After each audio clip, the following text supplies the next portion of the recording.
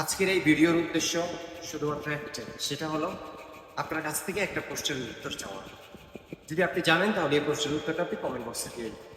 প্রশ্নটা হলো, আমরা সকলেই জানি, অর্থাৎ যাদের ইসলামের ব্যাপারে মোটামুটিও জানাশোনা রয়েছে, যে পর্দার বিধান এটা হিজরতের 5 বছর পরে অবতীর্ণ হয়েছে। অর্থাৎ রাসূল করিম সাল্লাল্লাহু আলাইহি ওয়াসাল্লামের নবুয়ত পাওয়ার প্রায় 18 বছর পরে পর্দার আয়াত অবতীর্ণ হয়েছে, হিজাবের আয়াত অবতীর্ণ হয়েছে।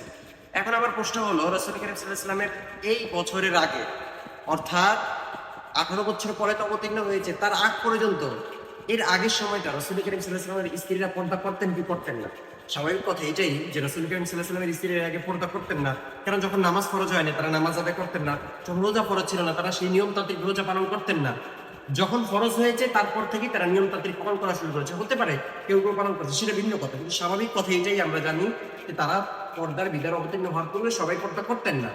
এখন আমার প্রশ্ন হলো যেটা, যে রাসূলের স্ত্রীরা তো পর্দা করতেন না, তাহলে পর্দার আয়াত অবতীর্ণ হওয়ার পূর্বে তারা কি করতেন?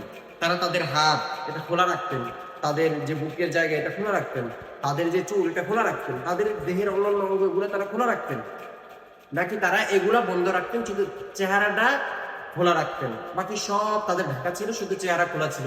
এরপরে যখন পর্দার বিধান অবতীর্ণ হয়েছে তখন তারা চেহারাও ঢাকা শুরু করে দিল, নাকি বিষয়টা এরকম যে সবকিছু খোলা রাখতেন, এরপরে যখন পর্দার অবতীর্ণ হয়েছে তখন সব বন্ধ করা ঢাকা শুরু করলেন, শুধুমাত্র চেহারাই খোলা রাখলেন? বিষয় কোনটা?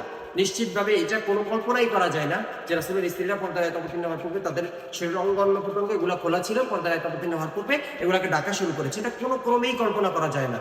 তার মানে এটা স্বাভাবিক একটু বিবেক থাকলেই এটা বোঝা যায়, এবং স্বাভাবিকভাবে যে কোনো মানুষ এটা বুঝে। এ পর্যন্ত আমার মনে হয় না এর বিপরীত কোনো মানুষ পাওয়া যাবে যারা এর বিপরীত বুঝবে, যে না, পর্দার আয়াত অবতীর্ণ হওয়ার পূর্বে রাসূল করিম সাল্লাল্লাহু আলাইহি ওয়াসাল্লামের স্ত্রীরা শুধুমাত্র মুখ খোলা রাখতেন, এরপরে যখন পর্দার আয়াত অবতীর্ণ হয়েছে রাসূল করিম সাল্লাল্লাহু আলাইহি ওয়াসাল্লামের স্ত্রীরা মুখ ঢাকা শুরু করলো। তাহলে পর্দার ফরজ এটার অর্থটা কি দাঁড়ায়? এটার অর্থটা এটাই দাঁড়ায় যে চেহারা এটা ঢেকে রাখতে হবে, হাতের তালু এটা ঢেকে রাখতে হবে, প্রয়োজন ছাড়া এগুলো খোলা রাখা যাবে না, এটাই তো দাঁড়ায়। এর চেয়ে বিপরীত আপনি পর্দার কোন বিষয়টাকে পর্দার সাথে আপনি সম্পৃক্ত করবেন?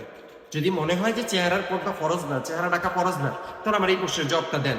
তাহলে কি রাসূলের স্ত্রীরা এর আগে অন্যান্য শরীরের অঙ্গ প্রত্যঙ্গ খোলা ছিল, পরবর্তীতে 5 হিজরি পরে রাসূলের অন্যান্য অঙ্গ প্রত্যঙ্গ এগুলা তারা ঢাকা শুরু করেছে? বিষয়টা কি এরকম? জবাবটা দিবেন।